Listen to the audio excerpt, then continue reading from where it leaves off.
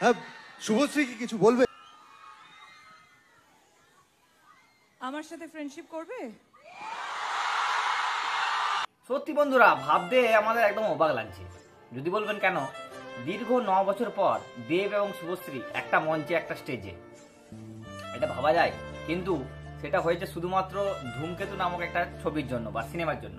তো বন্ধুরা, তারা একসাথে হওয়ার কারণ ছিল ধূমকেতু যে টেজার বা যে ট্রেলার কালকে লঞ্চ হয়েছে, সেটার জন্য একটা গ্র্যান্ড প্রোগ্রাম হয় এবং সেখানে দেব শুভশ্রী একসাথে প্রমোশন করে। দেব শুভশ্রীর অনেক না বলা কথা সেই মঞ্চে তারা প্রকাশ করে। যেমন দেব শুভশ্রীকে ব্লক করেছে, না শুভশ্রী দেবকে ব্লক করেছে, সেটা তারা সরাসরি বলে দেয় এবং তাদের ফোন আনতে বলে প্রমাণও তাদের দর্শকের সামনে তারা দিয়ে দেয়। এবং এরকম ভাবে অনেক কিছু তারা তার স্টেজে তারা করে। যেমন দেব শুভশ্রীকে বলে যে অনেক বছর তুমি আমার সাথে নাচ করোনি, তুমি কি আমার সাথে নাচ করবে? এবং শুভশ্রী বলে অফকোর্স, কেন করবো না। মানে 9 বছরের যে রাগ অভিমান সেই স্টেজে তারা সব প্রকাশ করে এবং দর্শকের মধ্যে এত উন্মাদনা অন্য কোনো সিনেমার ট্রেলার বা টিজারের যে উদ্বোধন হয় সেখানে দেখা যায় না। কিন্তু দেব শুভশ্রী জুটি মানেই সেটা আলাদা রকম জুটি, সেটা আমরা সবাই জানি। যেমন উত্তম সুচিত্রা জুটি, সেরকম ভাবে আমাদের জেনারেশনে দেব এবং শুভশ্রী মানেই একদম হল কাঁপিয়ে দেয়। তো বন্ধুরা, সেই গ্র্যান্ড অনুষ্ঠানে দেব এবং শুভশ্রী অনেক অনেক কথা বলে এবং তারা একসাথে ডান্স করে এবং বহুত বহুত আলোচনা হয় এবং ইন্টারভিউর মতো নেওয়া হয় এবং তাদেরকে প্রশ্নও করা হয় যে দীর্ঘ 9 বছর পর তোমরা একসাথে এসেছো, তোমাদের কেমন লাগছে, সেই সম্পর্কেও তারা অনেক কিছু কথা বলে।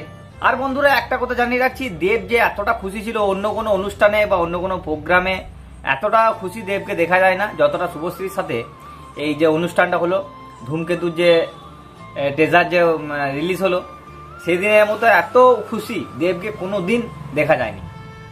যাই হোক, দেব শুভশ্রী একসাথে আরো সিনেমা করুক, এটা আমরা সবাই মন থেকে চাই এবং দেব শুভশ্রী জুটিকে আমরা সকলেই ভালোবাসি, কারণ তাদের জুটি মানে আলাদা রকম একটা উন্মাদনা। এবার অনেকেই বলবে হয়তো যে রাজ চক্রবর্তী যে শুভশ্রী এসব করছে তার কি হিংসা হয়নি, বা রুক্মিণীর দেব যে শুভশ্রীর সাথে এরকম নাচানাচি করছে এটা কি রুক্মিণীর একটু হিংসা হয়নি? আরে ভাই, এগুলো সিনেমা জগতে যারা আছে তাদের মধ্যে এগুলো চলে, ঠিক আছে? ঝগড়া হোক যাই হোক, দেবও বলেছে যে তার সাথে আমার 9 বছর সবকিছু পাল্টে গেছে, ঝগড়াঝাটি ছেড়েও একমাত্র ধূমকেতু ছবিটার জন্য আমরা ধূমকেতু ছবিটাকে এতটাই ভালোবাসি যে আমাদেরকে একসাথে করেছে। যদি কেউ করেছে সেটা হচ্ছে ধূমকেতু সিনেমা, কারণ তাদের আগে রিলেশন ছিল এবং ঝগড়াঝাটিও হয়েছে, কিন্তু তারপরেও তারা একসাথে হয়েছে একমাত্র এই সিনেমাটার জন্য।